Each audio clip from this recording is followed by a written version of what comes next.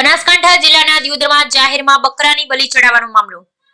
વધુ 2 video viral થતા જીવદયા પ્રેમીઓમાં ભારે રોષ. વાયરલ વિડીયો પાટણ જિલ્લાનો હોવાનું આવ્યું બહાર. વાયરલ વિડીયોને લઈ લાગણી દુભાતા જીવદયા પ્રેમીઓ થયા એકઠા. 5 દિવસ અગાઉ પણ દિયોદરમાં જાહેરમાં બકરાની બલી ચડાવવાનો વિડીયો થયો હતો વાયરલ. મોટી સંખ્યામાં જીવદયા પ્રેમીઓ રજૂઆત કરવા રાજગઢ પહોંચ્યા. દિયોદર રાજવી માનસિંહજી વાઘેલાને કરી જીવદયા પ્રેમીઓ રજૂઆત. Bureau report Ramjibhai Raigur, crime patrolling news bureau chief, Banaskantha. દિયોદરના રાજવી બંને પરિવારો છે, અહીંના રાજા કહેવાય અને પ્રજા રાજા પાસે આવી અને ન્યાય માંગતી હોય છે. એટલે આજે યુવાનો દ્વારા, ગામના વડીલો દ્વારા, જીવદયા પ્રેમીઓ અને સર્વ જ્ઞાતિના યુવાનો વડીલો પણ અહીંયા આજે હાજર હતા.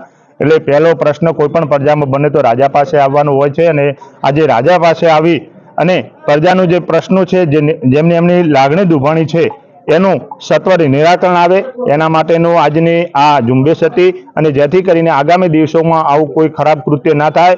કારણ કે એમણે પહેલો વિડીયો મૂકે એના પછી પણ 4-5 વિડીયા પાટણમાં પણ એમણે આ કૃત્ય કરી લેવા આવેલા છે. અને પાછો જે વિડીયોમાં તમે જોયું હશે કે વિડીયોમાં જે બલિ ચડાવવામાં આવે છે અબોલ જીવને, અને એના પછી જે લોકો જશ્ન મનાવે છે એ ખરેખર ના થવું જોઈએ. કારણ કે દરેક સમાજમાં દરેક પ્રાણીનું, અબોલ જીવનું મહત્વ હોય છે. કારણ કે કોઈ વ્યક્તિને જો કોઈ ઈજા થતી હોય તો લોકોને દુઃખ થતું હોય છે. આ તો અબોલ પ્રાણી છે જેમનો કોઈ દોષ હોતો નથી અને એમને જાહેરમાં આવી રીતે એમને મારી અને એ લોકો શું બતાવવા માગે છે.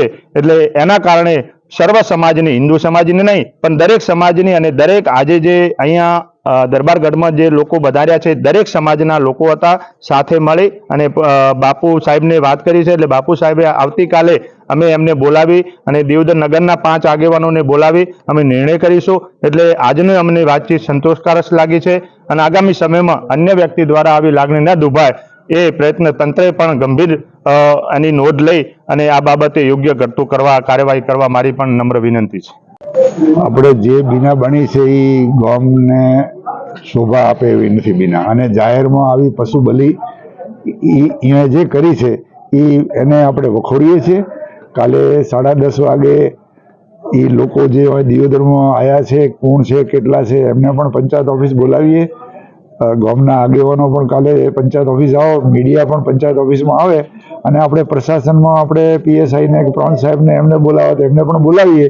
અને દિયોદરની જનતાને આજનો જે માહોલ છે અને જે રજૂઆત છે જે દિયોદરના વરિષ્ઠ નાગરિકોની અને વરિષ્ઠ વેપારી વર્ગની અને તમામ સમાજની, કે આ લોકો દિયોદરમાં ના રહેવા જોઈએ ને અમે એના સાથે સમજ છું. અને આ લોકોને કાલે બોલાવી કહ્યું, ભાઈ તમે જલ્દી દિયોદરથી તમારો જે વતન છે અહીંયા જતા રહો. બસ બીજી આટલી જ વાત છે. અને તમારી વાત, ગામની વાત વ્યાજબી છે અને આવા વિડીયો જે આવ્યા છે એ ખરેખર મને તો ખૂબ દુઃખ છે આ બાબતનું. અને ગામના અને દિયોદર જેવા એક શાંતિપ્રિય શહેરમાં આવી બીના બિલકુલ ચલાવી લેવામાં આવે એમ નથી. અને અમે તમારા બધાના સાથે છો અને જેમ ગામ કહેશે એમ અમે કરશું.